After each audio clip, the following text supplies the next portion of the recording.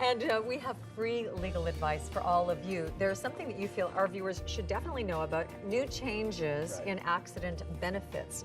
And you have one case that just amplifies this. Right. So we have talked about accident benefits before. These are the benefits that you get if you're involved in a motor vehicle accident. And you need, medical care, you need attendant care, nursing care, income replacement. They were drastically changed effective June 1st of this year. And now we're just starting to experience the fallout. And when I say drastically changed, the benefits that injured victims were entitled to have been slashed significantly, in some cases in half. And so, like I said, we're now starting to realize some of the fallout, and there have been some cases, some in the news, and some that I myself have. So you have a prominent case where a man was injured on a motorcycle, left severely injured, and had his accident occurred 12 hours earlier, he would have been entitled to $2 million, and as a result of the change, he received $86,000? So what it is it's access to a policy. So he was in a coma for, I believe, about 3 weeks. If before June 1st, if you're in a coma, you automatically get deemed catastrophically impaired, and you're entitled to $1 million for med rehab and $1 million for attendant care. After June 1st, you have to have been in a coma for a lot longer. Otherwise, you need to wait for up to 6 months to get access to these benefits.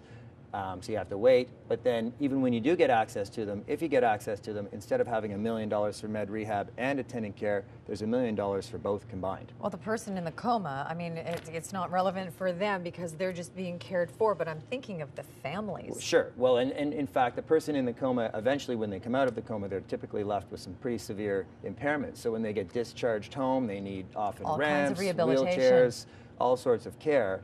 And $1 million sounds like a lot. It's actually not. People burn through that pretty quickly. So one of the reasons we wanted to mention this today is because you can actually change your own insurance policy, and that can have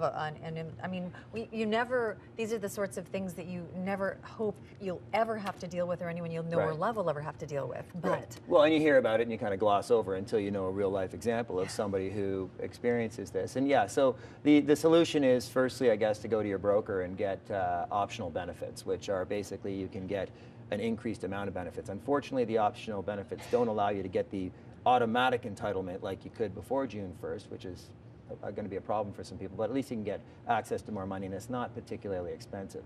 Another thing people are doing is they're making the argument, well, I bought my policy before June 1st, so I should be entitled to the benefits that were in place at the time.